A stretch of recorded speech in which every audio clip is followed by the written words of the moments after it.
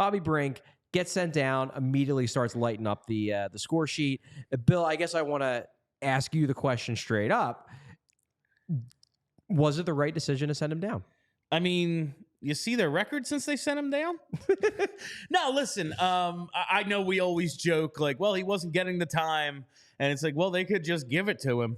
Like, it's always the hot dog costume. We're looking for the coach can just play him more. Sure could have. But that's clearly, like, he's not going to play a guy who he feels, whether it's his play in games, whether it's his practice habits, which I think were alluded to at one point. Yeah, it wasn't even alluded to. He straight up said it. whatever it is that resulted in his ice time going, like, the game before he started getting 12 or fewer minutes every night, he played almost 18.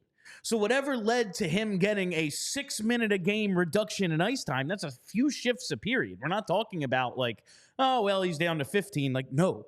He averaged under 11 for the final 6 games he was in the NHL. Mm-hmm. Like, whatever led to that, you're hoping, like, okay, he just takes the right attitude to the AHL and, like, produces. So number one, like we've said time and time again, you can do all the little shit you want. Guys like Brink, Forster, the end of the day, they're going to need to produce points in order to have that cemented place in the NHL. 2024, Brink had no points in the AHL or in the NHL. Yeah. Goes down immediately.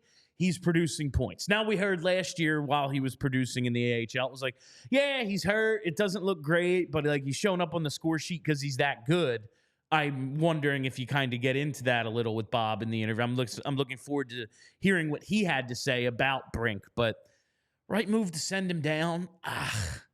I guess if he's just not going to get the playing time here, the number one thing is his development. I actually think it was the right move. I am very much in favor of sending him down, especially to me. The big reason why is, look, I think that Bobby Brink should be playing over Nick Delorier.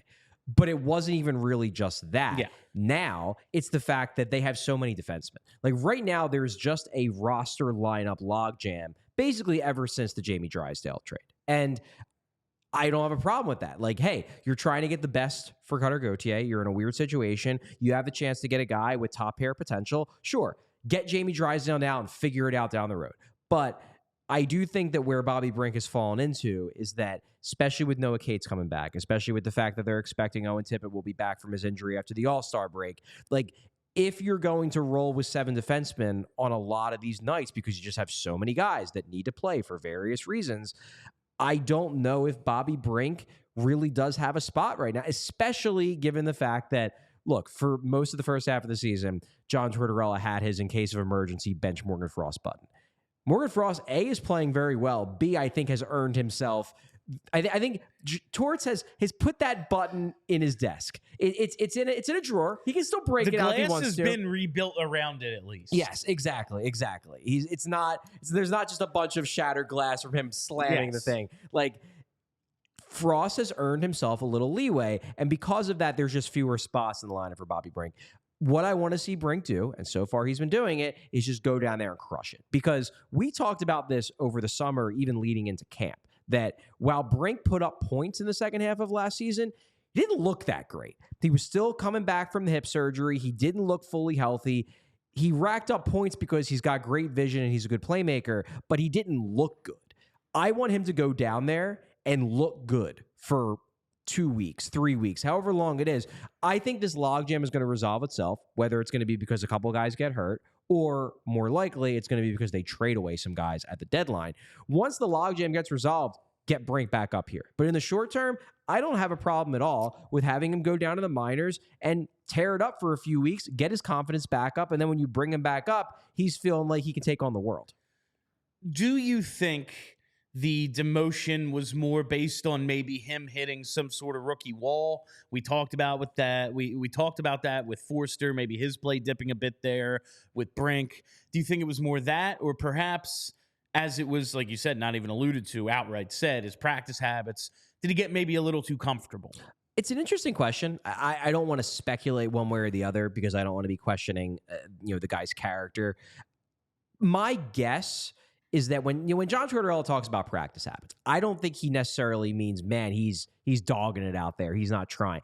I think John Tortorella has a very high bar for what he considers to be strong practice habits. And yeah, maybe Bobby Brink got a little complacent because he started thinking, I don't have to go out there every day and be doing everything I can to impress the coach. And maybe John Tortorella looks at it as, no, you do. You very much do. You haven't earned anything yet. Yeah, you're in the NHL, but I do not view you. He actually straight up said this. You're not cemented. Yeah, he said this a few weeks before the demotion, that Bobby Brink is not yet cemented himself as a full-time NHLer. He's in the NHL. He's holding his own, but he's not a full-time NHLer the same way that, even somebody who's struggling like Scott Lawton. Scott Lawton is a full-time NHLer. NHL player. He's earned it.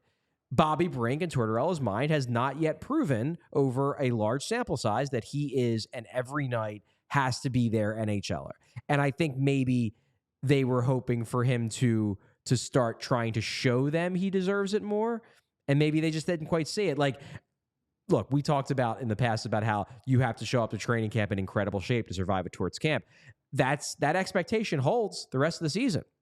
Maybe I don't think it's that they think Brink is lazy. I just think that they want to see Brink maybe be just like taking practices as seriously as humanly possible. And instead, he maybe thinks, I don't have to go balls to the wall every day like I did in September and October and November.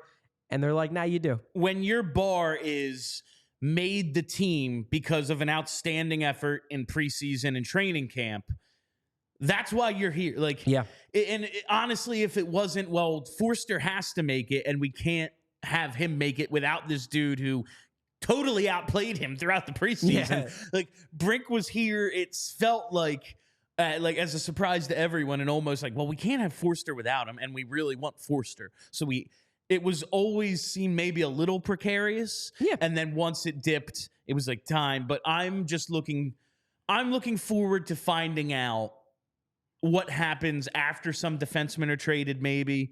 Like, does Ula Lixell? I did it right. You did? Does Bill. Ula Lixell stay?